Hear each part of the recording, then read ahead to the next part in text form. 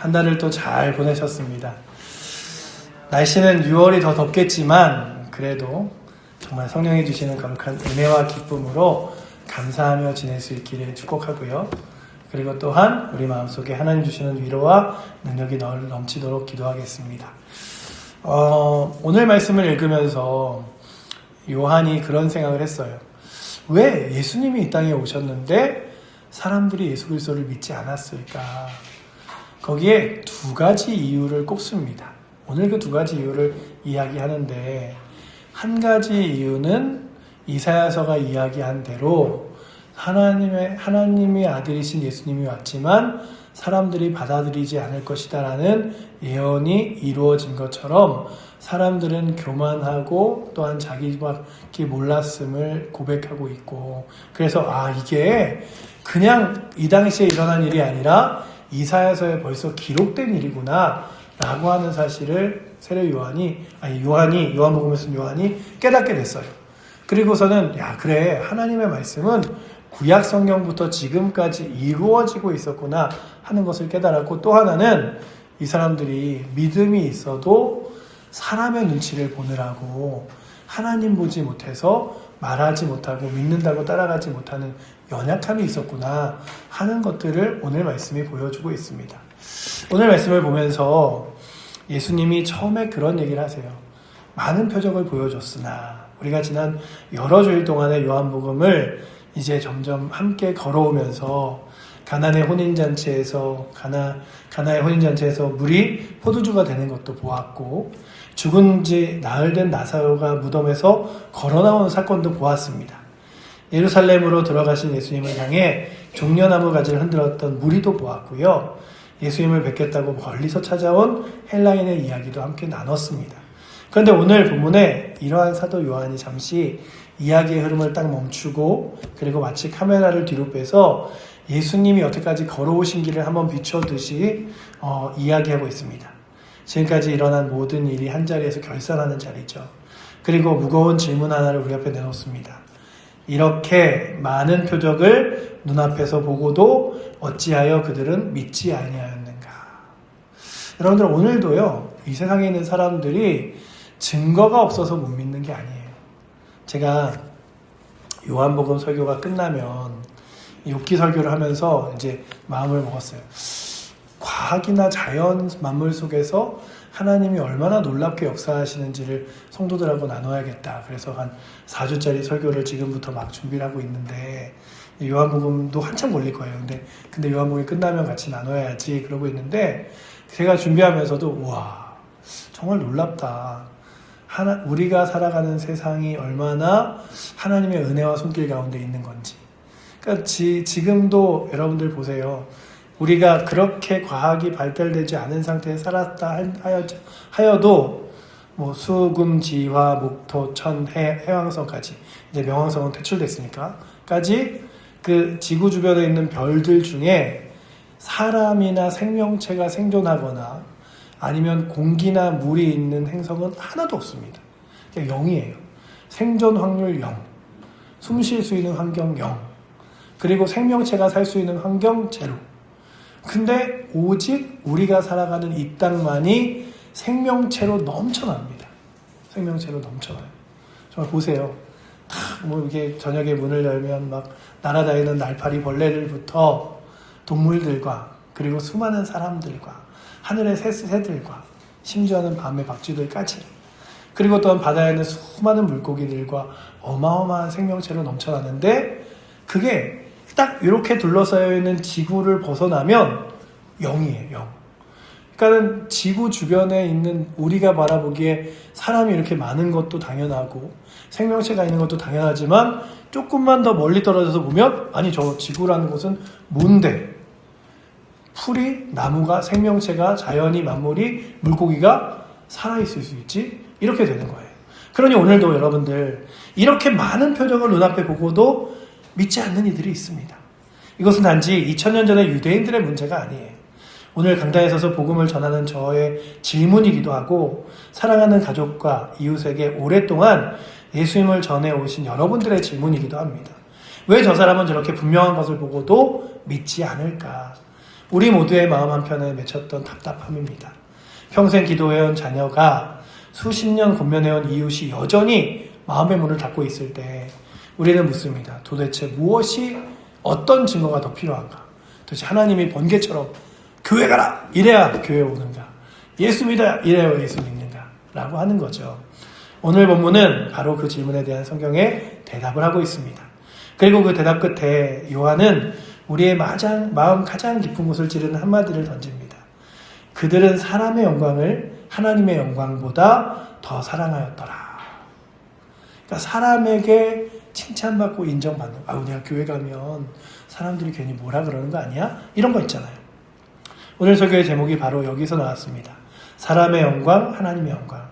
함께 이 말씀을 통하여 나는 무엇을 바라보고 무엇을 붙들고 살아가는가를 다시 한번 느끼기 원합니다. 표적으로도 눈에 보이는 증거로도 녹지 않는 마음이 있습니다. 여러분들이 생각하시기에는 확실한 증거만 있으면 신앙생활 하실 것 같죠. 어떤 사람이 정말 암에 걸렸어요. 그리고서는 이렇게 그냥 기도합니다. 하나님이란 분이 살아계시다면 저 이거 좀 낫게 해주세요. 그럼 제가 교회 가겠습니다. 그런데 그렇게 나은 사람들 중에 얼마나 많은 사람들이 교회를 가게 될까요? 기도한 건 기도한 거고 나는 거는 의사나 병원이 잘하고 내가 관리를 잘해서 그런 거지 우연이야. 이런 사람들이 훨씬 많은 거예요. 그러니까 저희가 내가 기도했는데 하나님이 응답해 주셨다라고 깨달을 수 있는 것도 놀라운 은혜인 거죠. 37절을 보시면 이렇게 많은 표적을 그들 앞에 행하셨으나 그를 믿지 아니하니 먼저 이렇게 많은이라는 말이 나옵니다. 예수님은 한두 가지 표적을 행하신 것이 아닙니다. 요한복음이 지금까지 기록해온 표적들을 떠올려 보시면 물로 포도주를 만들고 왕의 신하의 아들을 고치고 38년 된 병자를 일으키고 5,000명을 먹이시고 바다 위를 걸으시고 날 때부터 보지 못하는 사람을 눈뜨게 하시고 마침내 무덤 속에서 죽은 지 한참이 되어 냄새가 나는 나사로까지도 살려내셨습니다. 그것도 그들이 보는 앞에서. 골방에 숨어서 하신 일, 몰래 이런 걸 했대. 나는 못 봤는데, 우리는 못 봤는데가 아니라 증인들이 수두룩하고 많았어요. 사람들의 두 눈에 똑똑히 지켜보는 한가운데서 일어난 일인데, 그런데 결과는 어떻습니까? 그를 믿지 아니하니. 증거가 부족해서가 아닙니다. 증거는 차고 넘쳤습니다. 그럼에도 믿지 않았습니다. 예수는 실존하는가라고 하는 책을 쓴 그 유명한 기자가 있어요. 그 기자가 자신의 아내가 너무나 기독교에 빠진 걸 보면서 이런 생각을 했어요. 내가 예수라는 사람이 거짓이라는 걸 밝혀서 내 아내를 교회 못 가게 할 뿐만 아니라 교회에 다녀서 이렇게 빠지고 있는 사람들에게 내가 예수는 거짓이라는 얘기를 해줘야겠다. 그리고 증거를 모으기 시작합니다. 모으다 보니까 거의 책 한 권 이상의 분량으로서의 자료를 어마어마하게 모았어요. 그리고 그걸 정리하다가 이제 거의 다 됐어. 내가 이제 예수라는 사람의 그 모든 것을 낱낱이 밝혀서 거짓이라는 걸 말할 거야. 라고 하던 그가 책을 어느 정도 집필하고 있을 때 책을 칩니다. 그리고 주님 정말 살아계셨군요. 주님 정말 계셨군요. 저는 주님이 거짓이라고 말하며 사기라고 말하며 믿지 말라고 외치려고 책을 쓰고 있었는데 제가 쓰고 있는 책이 많은 사람들에게 예수가 살아계신 것을 증거할 수밖에 없군요. 그러며 책을 냈어요. 여러분들, 우리 가운데 증거가 없어서가 아니에요. 사람들에게 증거가 보이지 않아서가 아니에요. 여기서 우리가 반드시 붙잡아야 할 진리가 있습니다. 불신앙의 뿌리는 증거의 부족이 아니라 마음의 닫힘이라는 거예요. 증거가 없어서가 아니라 마음이 닫혀있기 때문이에요. 사람들은 흔히 말합니다. 조금만 더 확실한 증거가 있으면 내가 믿겠다. 그러나 성경은 정직하게 말합니다. 증거가 없어서 안 믿는 것이 아니라 믿고 싶지 않아서 안 믿는 것이다. 나사로가 살아난 것 두 눈으로 본 사람 중에 일부는 회개하지 않고 도리어 예수님을 죽이려고 모의했습니다. 마음이 닫히면 가장 큰 기적도 그 마음을 열지 못합니다. 그 프랑스의 수학자인 파스칼이라는 사람이 있어요. 그 사람이 신앙이기도 합니다. 그 사람이 쓴 책은 팡세라는 책이에요. 거기에 이렇게 말했습니다. 하나님은 보기를 원하는 사람에게 충분한 빛을 주시고 보기를 원치 않는 사람에게는 충분한 어둠을 남겨두셨다. 같은 햇빛이라도 눈을 감은 사람에게는 아무 소용 없습니다. 문제는 빛의 양이 아니라 눈의 상태입니다. 표적이라는 환한 빛 앞에서 어떤 이는 눈을 떠 주님을 보았고 어떤 이는 끝내 눈을 감았습니다. 여러분들 아시죠? 이스라엘 백성들이 하나님 앞에 범죄하여 불뱀에게 물렸어요. 독뱀에게 물렸어요.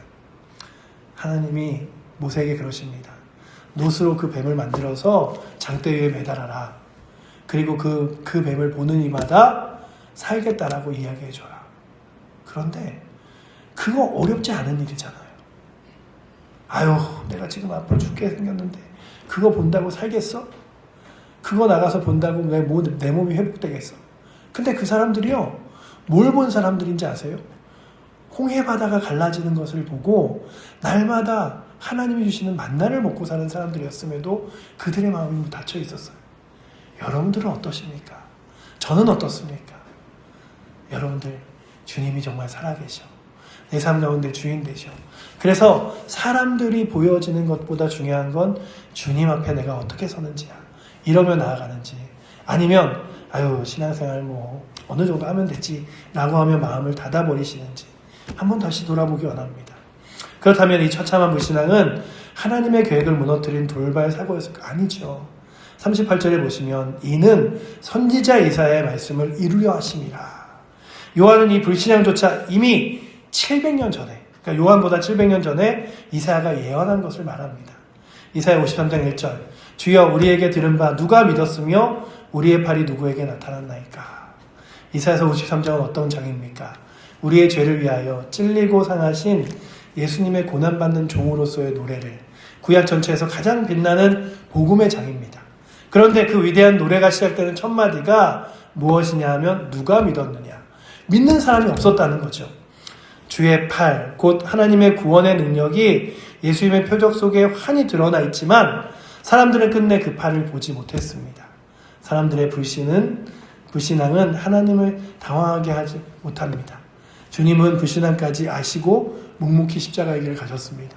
내가 십자가 진다고 해도 안 믿는 사람도 있어. 내가 십자가 진다고 해도 눈을 가리고서는 거짜야 라고 말하는 사람도 있어 라는 것을 아셨지만 십자가의 길을 걸어가신 거예요. 사실 이 불신앙은 그날 예루살렘에서 처음 시작된 건 아닙니다. 성경 전체를 한 줄로 쫙 꿰보면 이스라엘의 오랜 기간 홍해를 가르시고 아까 이야기한 대로 만나를 먹이시며 광야에서 불평하던 백성에게 수많은 선지자를 보내셨어도 그 입을 막고 돌로 치던 백성이 바로 이스라엘 백성입니다. 표적이, 하나님의 능력이 부족했던 적이 없는 거죠. 부족했던 것은 언제나 마음이었습니다. 여러분들 어떻습니까? 여러분들이 신앙으로 더 잘하지 못하는 이유가 하나님의 능력이 부족하였습니까? 아니면 여러분들의 마음이 문제입니까? 부족했던 것은 언제나 마음이죠. 올해 불신앙의 역사가 정작 하나님께서 직접 사람으로 오셨을 때 가장 비극적인 절정에 이릅니다. 그러니 오늘도 주님이 하신 놀라운 증거들이 내 마음속에 믿어지게 하시고 그 길을 따라가게 하여 주시옵소서. 그렇게 구하기를 원합니다. 두 번째는 믿지 못하게 된 이유가 영광을 까닭이고 그 이유가 무엇이냐라고 하는 거예요. 본문은 우리 한 걸음 더 신비로 내려갑니다. 39절에 보시면 그들이 능히 믿지 못하는 것이 이 때문이니 단지 믿지 않았다가 아니라 능히 믿지 못했다고 이야기합니다. 그리고 그 이유고 이사야서 6장의 말씀을 인용하죠. 6장 40절 말씀을 인용하는데요. 그들의 눈을 멀게 하시고 그들의 마음을 완고하게 하셨으니, 여기서 우리는 조심스럽게 그러나 분명하게 성경을 가르치는 바를 받아야 합니다. 본문은 사람들의 눈을 멀게 하시고 마음을 완고하게 하신 분은 바로 하나님이시라고 이야기하는 거예요. 이것이 바로 그 사법적 완악함입니다. 심판으로 굳어질이라고 부릅니다. 죄에 대하여 하나님의 절망한 정당한 심판이 그들의 마음을 더 굳게 닫히도록 내버려 두시는 거죠. 그러니까 어떤 이들에게는 하나님이 그들의 마음 가운데 은혜로 그 주님을 맞아들이지 않도록 열어주지 않는, 우리는 벌써 죄로 인하여 마음이 닫혀 있는 거예요. 그런데 여러분들이 오늘도 주회전에 나와서 예배하는 이유, 주 예수를 믿은 이유는요, 우리가 더 선하고 뛰어나기 때문이 아니라 하나님이 은혜 주셨기 때문이에요. 어떻게 예수님이 십자가에 지신 거, 무리로 걸어가신 것을 내가 믿을 수 있지? 은혜 주셨기 때문이에요. 죄로 인하여 모든 사람들의 마음이 닫혀 있습니다. 그게 그냥 하나님과 멀어진 상태인 거예요. 그러니 오늘도 이 말씀을 오해하지 않기 원합니다. 이것은 아무 죄 없는 사람이 하나님의 억지로 불신앙 속에 밀어넣었다, 이런 뜻이 아니라 종교개혁자 칼빈이 이런 설명을 해요. 사람들이 먼저 빛을 거절하고 또 거절하여 스스로 마음을 굳힐 때 하나님께서 마침내 그 완악함을 심판으로 봉인하셨다라는 거예요. 그러니까는 사람들이 마음속에 벌써 하나님과 멀어져 있었어요. 그리고 그 멀어진 마음을 하나님이 그냥 내비두시면 그게 하나님을 바라보지 못하는 게 되는 거예요. 그래서 오늘도 우리가 기도해야 되는 건, 주님, 저 영혼이 하나님 은혜로 마음이 부드럽게 되고 하나님의 은혜 앞에 서서 주님을 만나게 하여 주시옵소서. 여러분들과 저도요, 마음이 닫히는 거는 순식간에 하나님이 은혜 내려 놓아주시면 믿어지지 않는 거예요. 여러분들 더 열심히 믿음과 신앙으로 살고 싶으세요? 그러면 이렇게 기도하세요. 주님, 제 마음이 하나님의 은혜로 열려 주의 말씀을 더 아멘으로, 그리고 주를 위하여 살아갈 수 있도록 인도하여 주시옵소서. 그게 바로 은혜 달라고 구하는 거죠. 은혜가 뭡니까? 하나님 은혜 주시옵소서. 이게 뭐예요? 은혜 달라는 게 저에게 더 많은 유명함과 능력과 뛰어남 주세요, 이거 아니잖아요. 하나님을 더, 주 예수 그리스도를 더 깊이 아멘으로 고백하며 받아들이고 그를 위하여 살게 하여 주시옵소서. 이것이라면 그렇게 살아가는 거예요. 성경은 단순한 사람의 책임을 단순하게 면제한다고 이야기하지 않습니다. 바로 몇 절 뒤에 43절에 요한은 그 불신앙을 가르쳐 이렇게 이야기해요. 그들을 사랑하였다라고 이야기해요. 그들이 사랑하였다. 그들이 무엇을 선택했냐면 자신을 선택한 거죠. 하나님의 주권과 사람의 책임 중에 그들은요, 하나님을 택한 것이 아니라 자신을 택하였습니다. 그러니 오늘도 마음이 굳어지기 전에 오늘 들려오는 하나님의 말씀에 순종하시기를 원합니다. 오늘도 예배 가운데 나올 때마다 이 예배의 자리가 가장 귀한 이유는 그거예요. 내 마음을 은혜 가운데 서게 하사 하나님의 말씀을 듣게 하는 거예요. 여러분들은 아시잖아요. 아무리 뒤흔든다 해도 나는 교회 예배 괜찮아. 그러면 안 오는 거예요. 그러니 오늘도 우리가 구할 건 그거죠. 하나님 은혜를 사모하게 하여 주시옵소서. 그런 거죠. 오늘 우리에게 부드러운 마음이 필요합니다. 히브리서 기자는 시편을 인용하며 이렇게 썼습니다. 오늘 너희가 그의 음성을 듣거든 너희의 마음을 완고하게 하지 말라 라고 히브리서 3장 15절에 써 있어요. 완악함은 한순간에 생기지 않습니다. 마음에 거절이 쌓여 굳은 땅이 되는 거죠. 마치 비가 오지 않는 땅이 마르고 마르면 탁탁한 땅이 되듯이, 그래서 주님 정말 가물어 메마른 땅에 단비를 내리시듯 내 마음에 하나님의 은혜의 단비를 날마다 내리게 하여 주시옵소서. 그래서 여러분들의 마음의 밭이 늘 하나님의 은혜로 부드러웠으면 좋겠어요. 복음의 씨앗이 떨어질 때마다, 말씀의 씨앗이 떨어질 때마다, 은혜의 씨앗이 떨어질 때마다 그 말씀이 내 마음속에서 잎새가 나고 자라서 30배, 60배, 100배의 열매를 맺을 수 있도록 하여 주시옵소서. 그런데 이 무겁고 어두운 본문 한가운데 41절 갑자기 한 줄기 빛처럼 이사야가 이렇게 말하는 것은 주의 영광을 보고 주를 가리켜 말하는 것이라. 여기서 잠깐 이사야 6장을 떠올려 보십시오. 이사야가 성전에서 본 유명한 환상의 이야기입니다. 내가 본즉 주께서 높이 들린 보좌에 앉으셨는데 그의 옷자락이 성전에 가득하였고 스랍들이 거룩하다 거룩하다 거룩하다 외쳤던 그 영광의 보좌의 이야기입니다. 요한은 지금 무엇을 말하고 있냐 하면 그때 이사야가 본 영광이 다름 아닌 예수 그리스도의 영광임을 선언하고 있습니다. 이건 결코 작은 말이 아니죠. 구약의 여호와 성전의 보좌에 앉으신 그 거룩한 하나님이 곧 우리 주 예수 그리스도이시다. 예수님은 베들레헴 구유에서 비로소 생겨나신 분이 아니라 영원 전부터 성부와 성자와 함께 성령과 함께 영광 중에 계셨던 참 하나님이시고, 이사야는 700년 앞서 장차 사람으로 오실 예수 그리스도의 영광을 미리 본 거죠. 여기서 우리의 마음을 더 뜨겁게 하는 한 가지가 이사야서 6장에 있습니다. 높이 들린 보좌에 계셨다는 거예요. 요한복음에서는 무엇이라고 말했냐면 내가 땅에서 들리면 모든 사람을 내게로 이끌겠노라 라고 12장 32절에 말하고 있습니다. 예수님이 들리시는 자리가 어디입니까? 어디서 들리시죠? 십자가에 들리시죠. 이사야가 본 높이 들린 영광의 보좌는 놀랍게도 십자가, 바로 골고다 언덕의 십자가입니다. 세상은 십자가를 가장 큰 수치로 보았지만 하나님의 눈에 그것은 가장 높이 들린 영광의 보좌였습니다. 그리고 그 영광의 보좌를 향해 지금도 모든 민족을 이끌러 나오시고 있으신 거죠. 사랑하는 우리 칠보대교회 성도 여러분, 이 자리에 있는 여러분들, 이 진리가 우리에게 얼마나 큰 위로가 되는지 생각해 보십시오. 우리가 예배 중에 만나고 기도 중에 부르는 그 예수님은 어디선가 새로 생겨난 작은 신이 아니라 이사야가 옷자락만 보고도 화로다 나로 망하여야 되겠도다, 거룩하다 거룩하다 거룩하다가 외친 그 바로 하늘 보좌에 계신 분이셨는데, 그분이 이제 십자가에 높이 들리셔서 우리를 구원하기로 하시고 또한 우리 칠보제일교회 성도들에게도 그리스도를 믿는 거룩한 자녀로서의 영광을 맛보게 하신 거죠.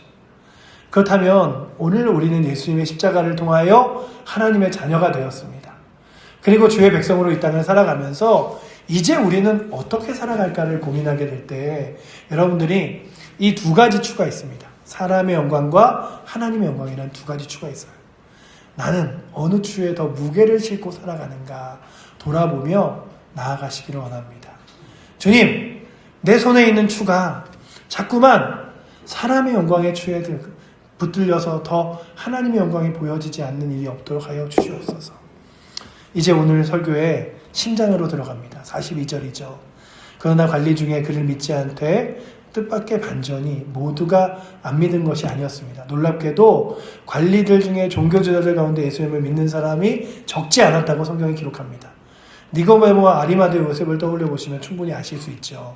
그런데 바로 그 다음이 문제죠. 바리새인들 때문에 드러나게 말하지 못하니 이는 출교를 당할까 봐. 출교는요, 그냥 종교에서 쫓겨나는 게 아니에요. 내 거처와 내 삶의 자리에서 완전히 쫓겨나는 거예요. 예루살렘에서 떠나가야 하는 거예요. 그러니 쉽지 않은 일이었겠죠. 그들은 분명히 믿었습니다. 그러나 그 믿음을 입 밖으로 꺼내지 못했습니다.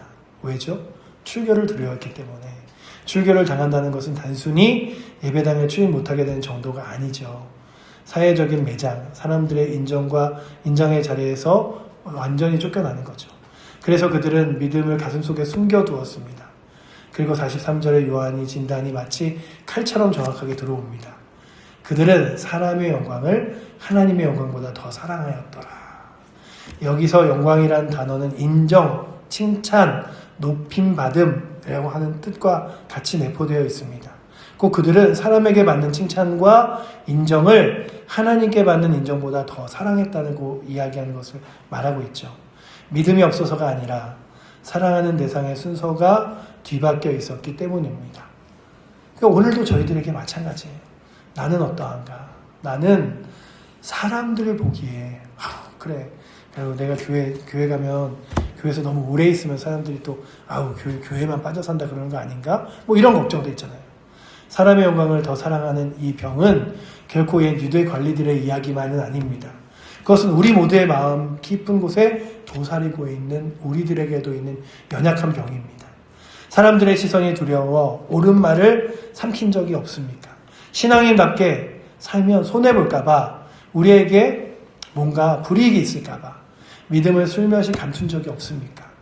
직장에서, 학교에서, 심지어는 가족 앞에서 우리는 종종 하나님이 뭐라 하실까봐, 사람들이 뭐라 할까봐 먼저 떠오릅니다.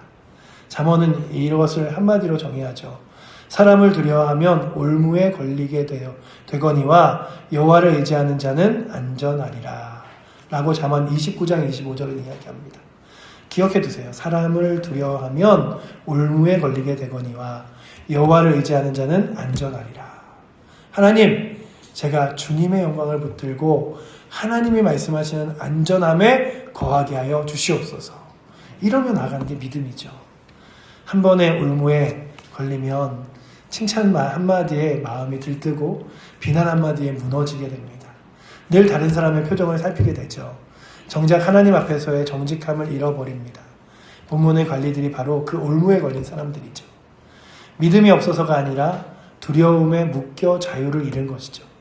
더 무서운 것은 이것이 그 당시에만 있었던 것이 아니라 교회 안에서도 가장 경건한 모습으로 위장하기도 한다는 사실입니다.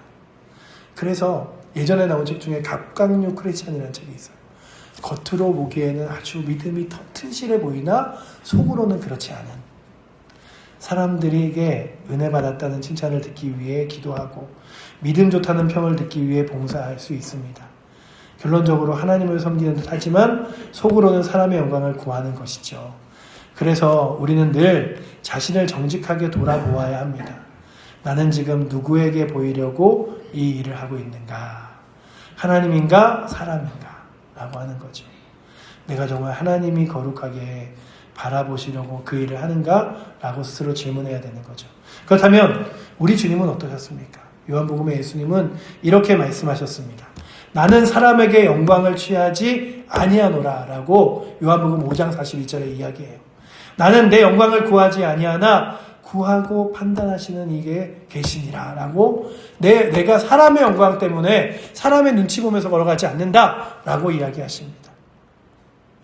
오직 하나님의 영광만을 구하셨죠. 그리고 사람의 영광을 구하지 않으신 그분이 마침내 십자가에서 모든 영광을 잃고 가장 수치를 당하셨습니다.